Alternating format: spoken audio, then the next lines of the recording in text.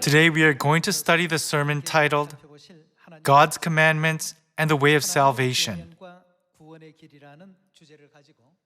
Through the teachings of the Bible, let us realize how precious God's commandments are.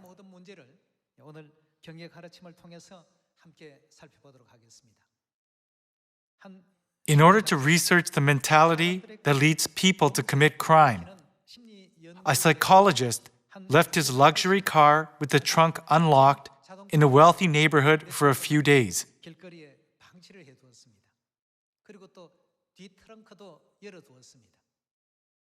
Several days passed, but nothing happened to the car.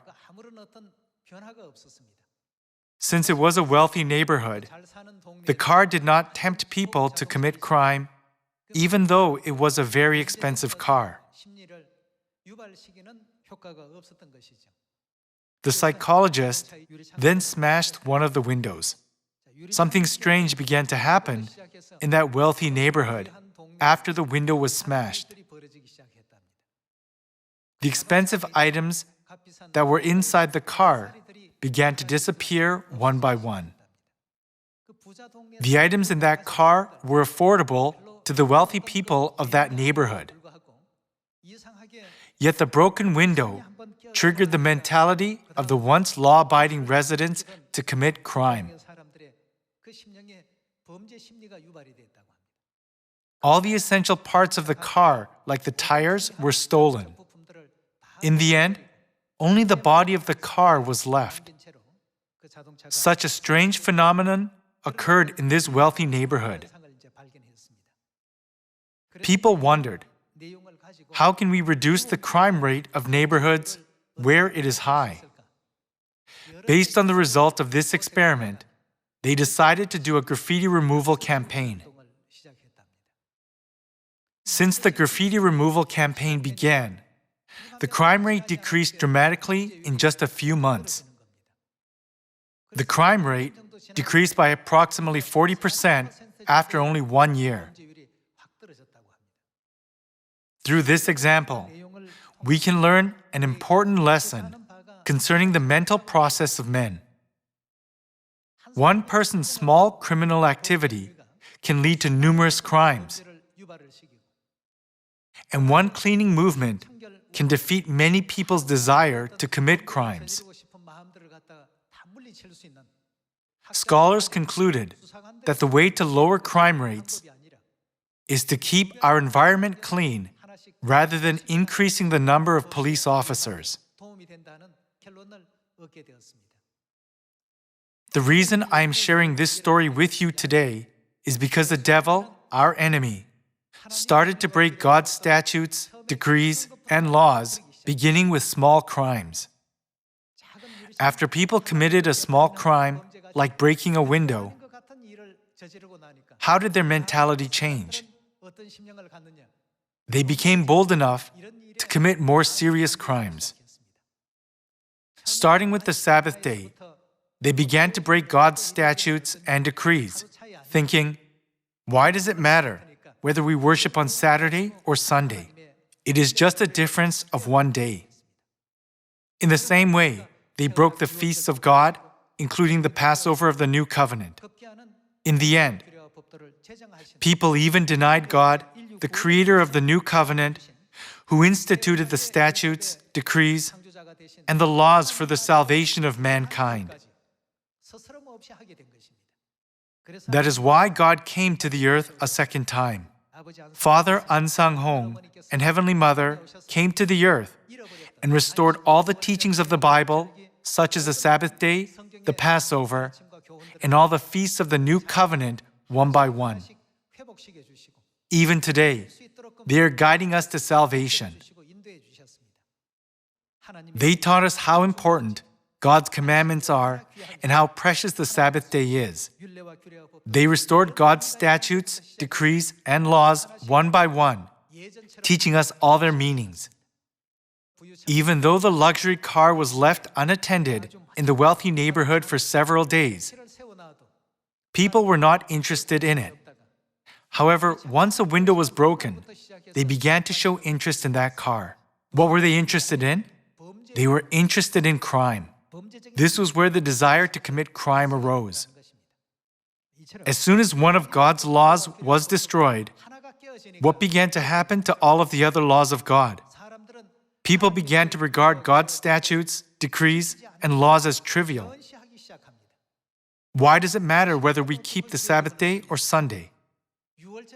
Or whether we keep the Passover or Christmas? Having faith in God is all that matters. As they started thinking in this way, what did they end up doing to God who gave us the new covenant, including the Passover and the Sabbath day? How did they treat God? They disregarded the existence of God. This was Satan's plan. However, what did God do concerning all the truth that Satan had destroyed? God restored the truths one by one. God restored the Sabbath day and the Passover that had been ruined. God restored the new covenant and the feasts that had been ruined. In order to reduce crime rates in New York, more manpower from law enforcement is needed. However, that was only effective in catching criminals. When a different measure, like the removal of graffiti, was taken, the surrounding environment improved, and people's desire to commit crime decreased. Since we were cast down to the earth because of sins we committed in heaven, God taught us to regard His statutes, decrees, laws, and the truth of the new covenant as absolute, so that we will never sin again.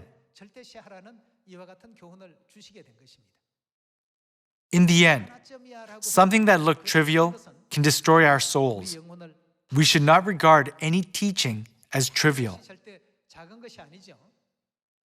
So today, let us learn through the Bible that keeping God's commandments is a way to save our souls. Hasn't the weather been extremely hot? Whenever it is hot, I think that God is giving us a practical lesson through nature.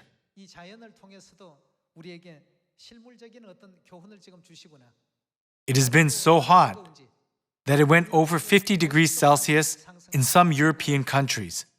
Now the climate changes taking place are record-breaking.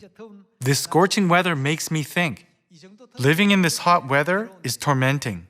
So how much more painful it will be if we have to live forever in a place hotter than those countries. In Luke chapter 16, the rich man asked God, who is represented as Abraham, "Please send Lazarus to dip the tip of his finger in water and cool my tongue." Everyone, can we cool down when water from the tip of a finger touches our tongue? However, hell, which is everlasting, is a place where souls are desperate for even a small drop of water. How precious is the truth of the new covenant that we are preaching now. We must not keep the Sabbath day and the Passover habitually, just because they are written in the Bible. Instead, we must regard them as precious. Let us understand the desperate heart of the rich man from the parable who shouted, so that they will not also come to this place of torment, and regard God's commandments as more precious and keep them. Let us go to Isaiah chapter 24, verse 1. See, the Lord is going to lay waste the earth and devastate it. He will ruin its face and scatter its inhabitants. It will be the same for priest as for people, for master as for servant, for mistress as for maid, for seller as for buyer, for borrower as for lender, for debtor as for creditor. The earth will be completely laid waste and totally plundered.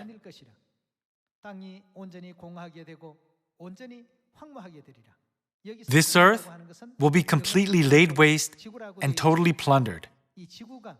The Lord has spoken this word. The earth dries up and withers.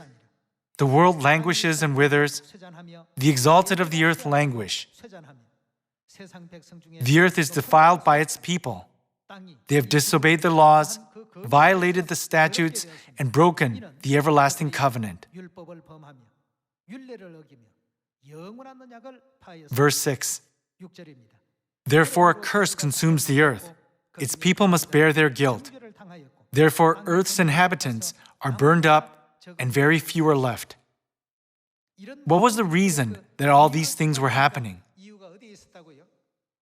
It was because people disobeyed the laws, violated the statutes, and did not keep the everlasting covenant. Living on the earth, we find it difficult to adapt to many hardships, just like the ever-changing environment.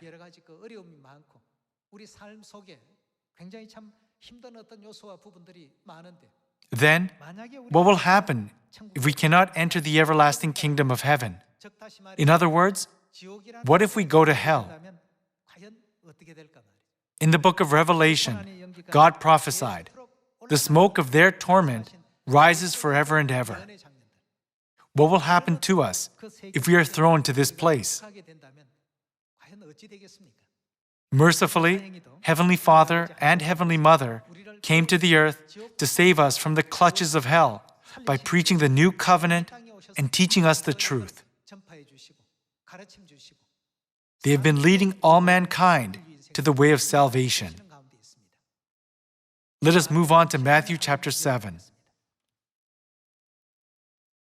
In Matthew chapter 7, verse 21, it is written, "Not everyone who says to me, 'Lord, Lord,' will enter the kingdom of heaven, but only he who does the will of my Father who is in heaven." Where will they enter? What will happen if we cannot enter heaven? God said, just as man is destined to die once, and after that to face judgment. When we stand before the judgment seat, God will either send us to heaven or to hell. In a courtroom, the judge determines whether someone is a criminal or not. In the same way, on Judgment Day, God will determine whether we deserve to go to heaven or hell. On that day, who will be qualified to enter heaven? When Jesus came to the earth 2,000 years ago, He taught all mankind that those who do Father's will, that is, God's will, can enter heaven. Then how did Jesus separate those who would go to heaven from those who would go to hell? Let us see His teaching regarding this in verse 22. "Many will say to me on that day, 'Lord, Lord, did we not prophesy in your name, and in your name drive out demons and perform many miracles?' Then I will tell them plainly, 'I never knew you. Away from me, you who are what? Evildoers.'"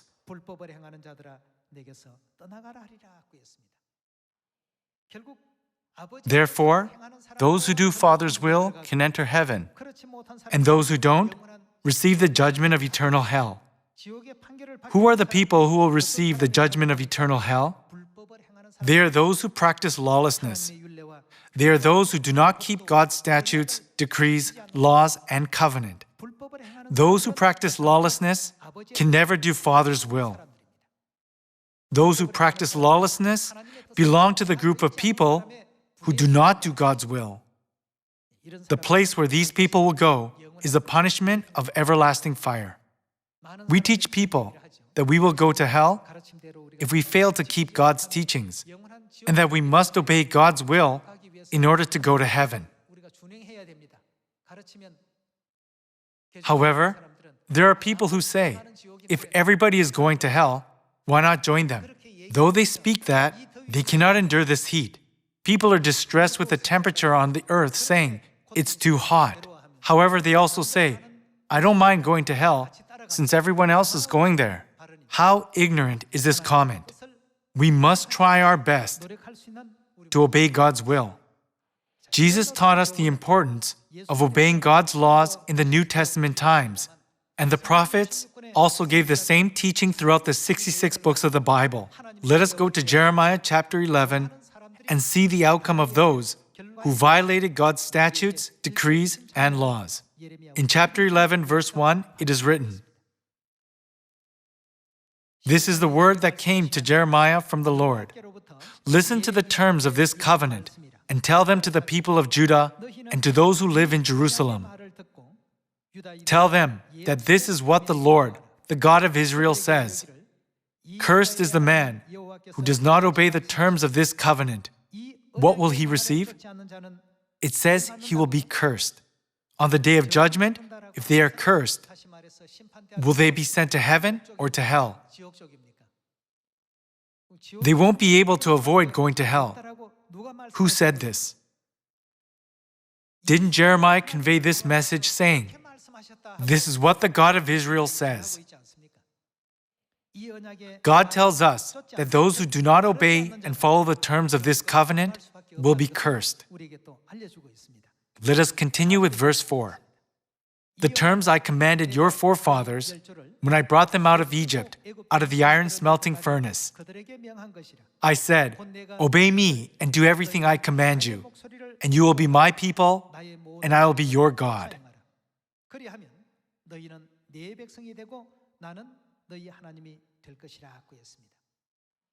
God has promised us that if we obey God and keep His word, He will be our God, and we will be His people. And those who disobey His word will be cursed.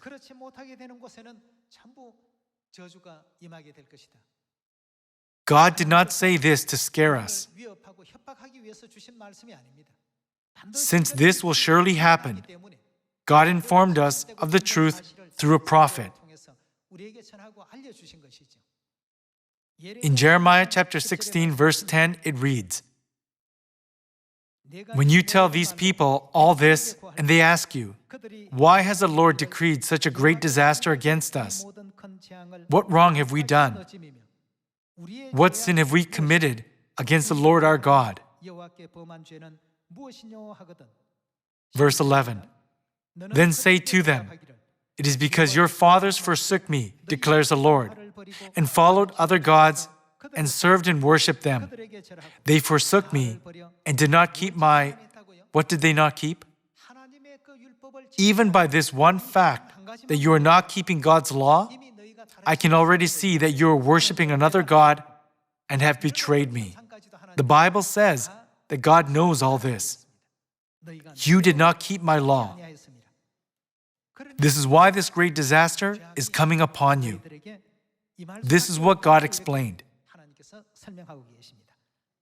Let us see how important God's statutes, decrees, and laws are by looking at His warning given through the prophet Jeremiah. Jeremiah chapter 44, verse 22. When the Lord could no longer endure your wicked actions and the detestable things you did, your land became an object of cursing and a desolate waste without inhabitants, as it is today. Because you have burned incense and have sinned against the Lord and have not obeyed Him, or what? Followed His what and what? Law, or His decrees, or His stipulations. This disaster has come upon you, as you now see. Because you have not followed God's law, or His decrees, or His stipulations, this disaster has come upon you.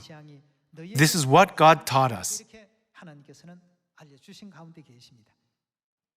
Then, if we long for the kingdom of heaven and want to receive salvation, shouldn't we keep God's statutes, decrees, and laws no matter what our circumstances are? We must keep them faithfully. God could put us in a favorable environment to easily keep God's law.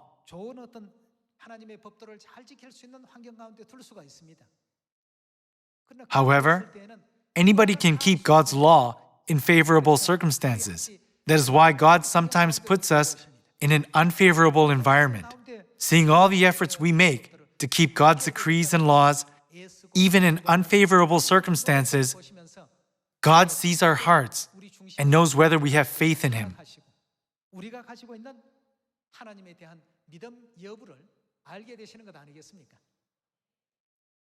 Once upon a time, there was a young man in a rich family. His father wondered, "Can I really let my son inherit my estate?" Will he be able to expand our estate? With concern, he tested his son, saying to him, "Go out into the streets today, earn money by yourself, and bring it to me." Until this time, the son had only been squandering his parents' wealth. He had never labored for money before.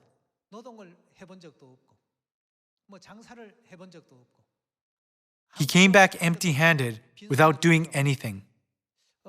His mom felt pity for him. So, she gave her son 3 coins without telling his father.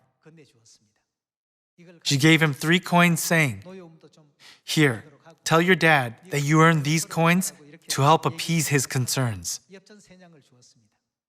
Since his mom was giving them to him, he just received them and gave them to his father, saying, "Father, I've earned these coins today." When the father saw that, he got furious and threw them into the fire of the wood-burning stove. However, the son just stood there, watching them burn. So the father said to him, "You can't deceive me. Go, earn money by yourself, and bring it to me. You didn't earn this money." The same thing happened several times. His mom helped him every time this happened. Every time, the father knew that it wasn't his money. "You didn't earn this money." One day, the son realized that he would have to earn the money himself by working hard, just as his father had wished. So, although he was the son of a rich family, he worked by the sweat of his brow, chopping wood and tending the farm. By doing so, he earned 1 coin. He said, "Look, this time I really worked hard to earn this money." But then his father said, "Hey, are you trying to deceive me again?" And he threw it in the fire. By this, the son was so shocked, he reached into the fire to take the money out. Then he said, "How could you throw my money into the fire after I had to work so hard to earn it?" Saying this, he tried to find the money. Then his father finally said, "Now I know that, indeed, you earned that money by the sweat of your brow."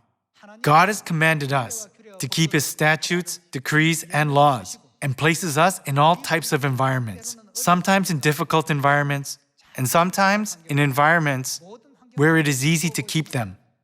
If God puts everybody in a favorable environment, God cannot see who regards God's statutes, decrees, and laws as valuable.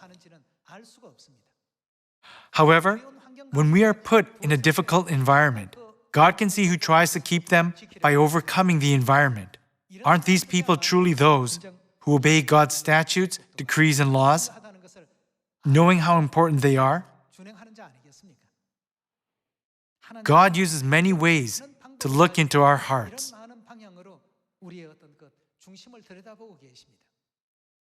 Everyone. Sometimes God puts obstacles in our path to teach us that God's commandments are the true way of salvation that leads us to heaven. Some say, "It's strange. Things always keep coming up every Sabbath day. There are always things that try to prevent us from going to church on the Sabbath day." These are situations that make us weigh the Sabbath day against worldly matters. Through all these, God weighs our faith to see whether we regard God's statutes, decrees, and laws as more important than anything else.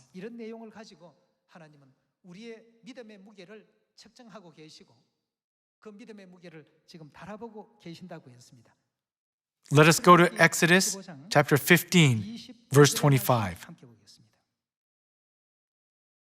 Then Moses cried out to the Lord, and the Lord showed him a piece of wood. He threw it into the water, and the water became sweet. There the Lord made, what did He make? A decree and a law for them, and there, what did He do?